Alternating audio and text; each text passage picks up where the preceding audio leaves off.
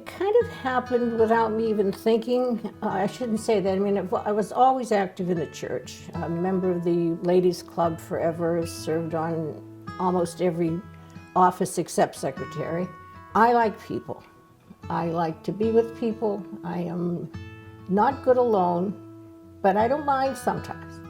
But for the most part, I'm happiest when I'm with people. One of the reasons I was attracted to Coda was I have a nephew who was deaf. He was born without hearing.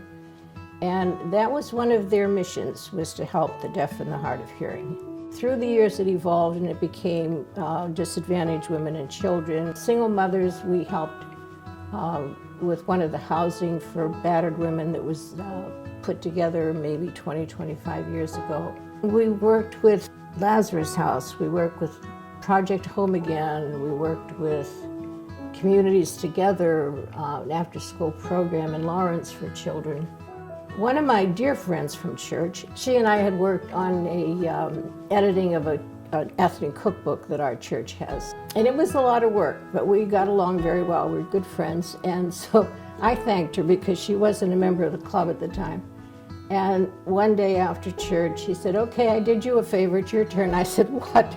She said, "I want you to come to a meeting with me next week." I said, "What are you talking about?" She said, "I want you to come to a quota meeting with me."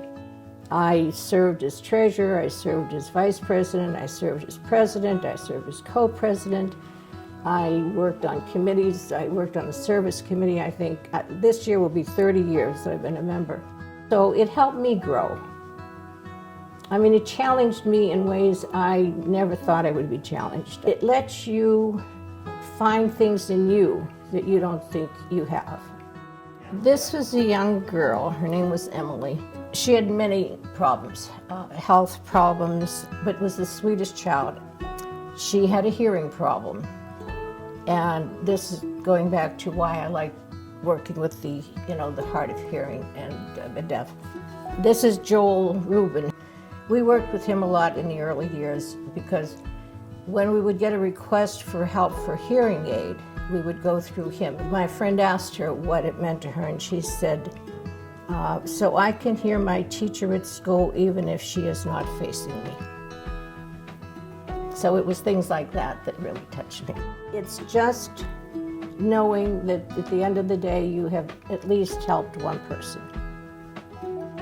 Besides CODA, I accepted, a position on the Council of Aging and that sort of thing. So with each group that I work with,